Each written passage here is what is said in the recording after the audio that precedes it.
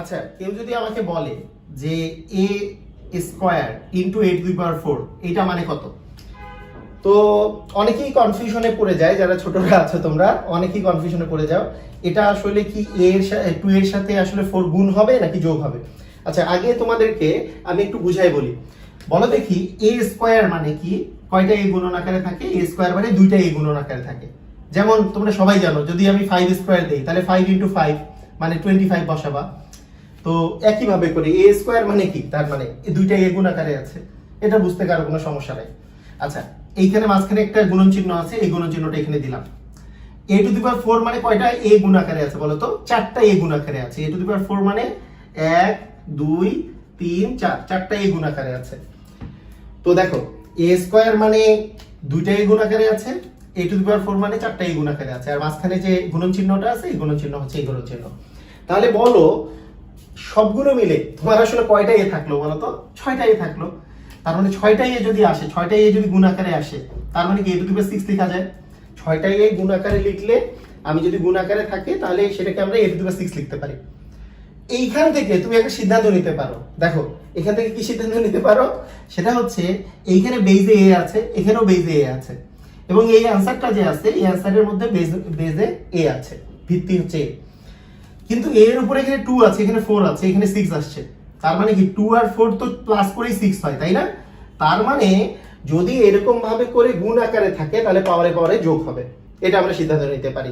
এটা আমরা এখন থেকে সিদ্ধান্ত এটা গ্রহণ করব যে a to the power m into a to the power n, এটা মানে হচ্ছে a to the power m plus n। খুবই সহজ, তাই না? একেবারে খুবই সহজ। ওকে, এখন আমরা আরেকটা জিনিস খেয়াল করি যে এটা আসলে আমরা বুঝতে পারি কিনা। ধরো a টু দি পাওয়ার 5 আছে তোমার কাছে, ডিভিশন a স্কয়ার। তো এটা আসলে করলে কি রকমের অ্যানসারটা বের হবে এটা একটু দেখার চেষ্টা করি। a to the power 5 by a square. তো a টু দি পাওয়ার 5 মানে কয়টা a গুণ আকারে আছে? 5টা a, 1 2 3 4 5টা a গুণ আকারে আছে। আর a স্কয়ার মানে কয়টা a গুণ আকারে আছে? 2টা a গুণ আকারে আছে। তাহলে বলো যে এইভাবে করে যখন আমি ভাগ আকারে লিখলাম, আমরা তো জানি যে ভাগ থাকলে কি কাটাকাটি করা যায়, যে a আর a কাটাকাটি করলে 1, এখানেও a কাটাকাটি করলে 1, থাকলো হচ্ছে 3টা a। তার মানে অ্যানসারে তোমার আসতেছে a into a into a, 3টা a মানে আমরা কি জানি a কিউব। a কিউব মানে 3টা a গুণ আকারে। তো 3টা a গুণ আকারে যেহেতু আছে তোমার অ্যানসার আসছে a কিউব। এইখান থেকে তোমরা একটা সিদ্ধান্ত নিতে পারো, এইখানে বেস a আর a মিল আছে যেহেতু, তাহলে a আর a যখন মিল থাকতেছে তোমরা অ্যানসারে a পাচ্ছ, এবং 5 আর 2 মাইনাস করলে তো 3 পাওয়া যায়। তার মানে এই 3টা যে পাচ্ছ, এই 5 থেকে 2 মাইনাস করে এই 3টা পাওয়া যাচ্ছে। তার মানে আমরা আরেকটা সিদ্ধান্ত এখান থেকে আমরা ড্র করতে পারি। সেই সিদ্ধান্তটা কি? সেই সিদ্ধান্তটা হচ্ছে a to the power m minus, আচ্ছা a to the power m division a to the power n। এই কথাটাকে এইভাবেও লেখা যায়, a to the power m ভাগ a to the power n equal হচ্ছে a to the power m minus n, তাই না? তাই তো হয়েছিল। মানে আমাদের এক্সাম্পলের মধ্যে আমরা নিয়েছিলাম যে a to the power 5 by a square, কি এসেছিল? a to the power 5 minus 2 equal এসেছিল হচ্ছে a কিউব, এটা এসেছিল। একই কথা যে 5 মাইনাস 2 তার মানে a কিউব আমার অ্যানসারে এসেছিল। তো এটা আমরা এইভাবে করে মনে রাখতে পারি যে ভাগ থাকলে বিয়োগ হবে। আর প্রথম সিদ্ধান্তটা কি ছিল? প্রথম সিদ্ধান্তটা কি ছিল? a to the power m into a to the power n সমান সমান কি a to the power m plus n, মানে গুণ থাকলে যোগ হবে। এগুলো আমরা সবাই জানি। আচ্ছা, এখন আরেকটা জিনিস আমরা একটু বোঝার চেষ্টা করি। সেটা হচ্ছে, মনে করো তোমাকে আমি বললাম যে তোমার কাছে আছে a স্কয়ার দিয়ে এখানে আমি কিউব দিলাম, a স্কয়ার দিয়ে কি দিলাম? কিউব দিলাম। এটার মান আসলে কত? এখন এইটার মান যদি বের করতে হয়, আমরা আগে জেনারেল প্রসেসে বের করার চেষ্টা করি। অনেকের মনে হতে পারে যে 2 এর উপরে কিউব দিলে তো 8 হয়, a টু দি পাওয়ার 8 হবে, নাকি 2 প্লাস 3 ইকুয়াল টু 5 হবে, নাকি 2 ইনটু 3 ইকুয়াল টু 6 হবে, a টু দি পাওয়ার কোনটা হবে? একটু আমরা নরমাল প্রসেসে যদি বের করি, যেহেতু a স্কয়ারের পাওয়ার দেওয়া আছে 3, a স্কয়ারের পাওয়ার দেওয়া আছে 3, তার মানে a স্কয়ার 3টা গুণ আকারে থাকবে। মানে এই যে পাওয়ার জয়টা থাকে এই জিনিস কি তয়টা গুণ গুণ হয়। একইভাবে করে তোমাকে যদি আমি বলতাম 5 এর উপরে পাওয়ার হচ্ছে কিউব, তার মানে কি 3টা 5 তুমি গুণ করে লিখতা। তার মানে কি এই যে পাওয়ার যেটা থাকে অতটা জিনিস কি গুণ আকারে থাকে না, গুণ আকারে থাকছে। তাহলে a স্কয়ারের পাওয়ার হচ্ছে 3, তার মানে a স্কয়ারটা 3বার গুণ আকারে থাকবে।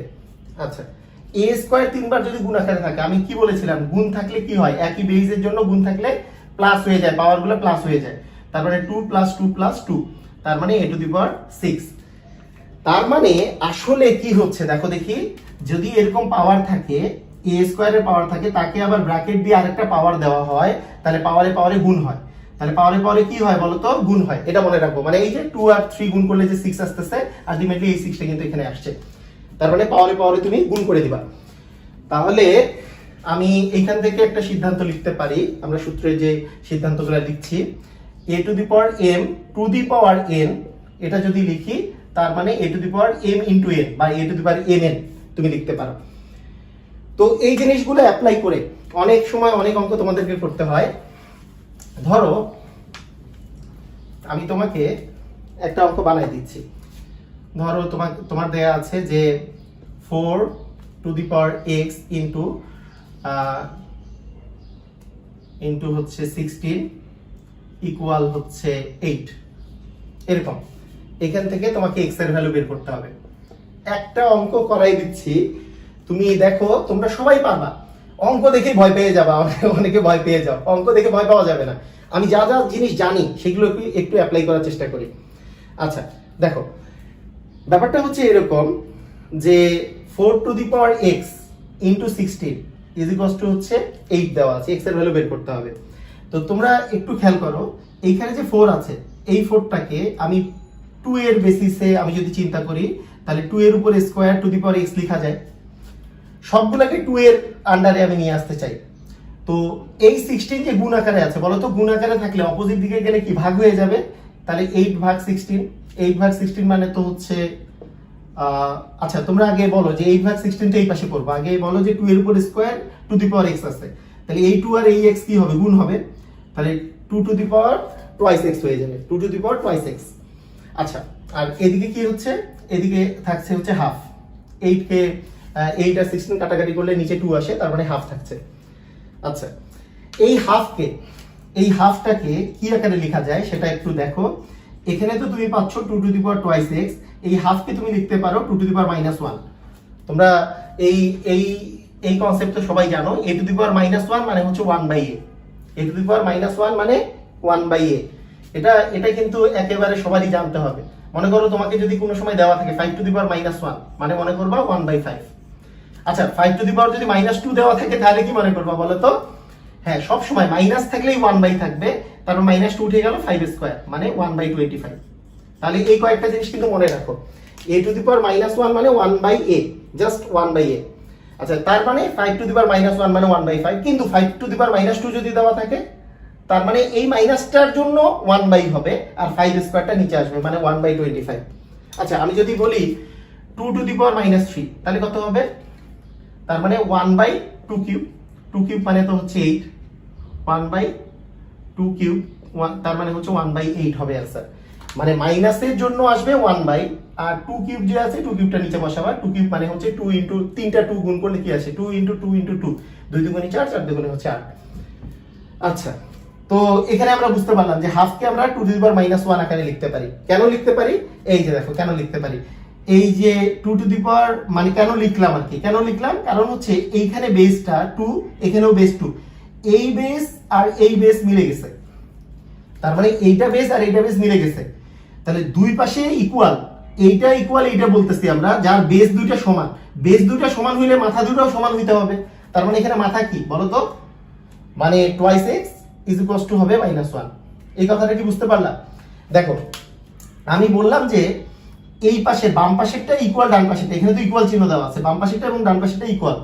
এখন দেখা যাচ্ছে যে বেস বা এই যে এই বেস দুইটা হচ্ছে ইকুয়াল দেওয়া আছে, ভিত্তিটা ইকুয়াল। তো ভিত্তি যদি ইকুয়াল হয় তাহলে মাথা দুটোও ইকুয়াল হইতে হবে, নাহলে তো আর ইকুয়াল হবে না। সেজন্য মাথা দুইটা টুয়াইস x ইকুয়াল টু হচ্ছে -1, x এর ভ্যালু হচ্ছে তোমার -1/2।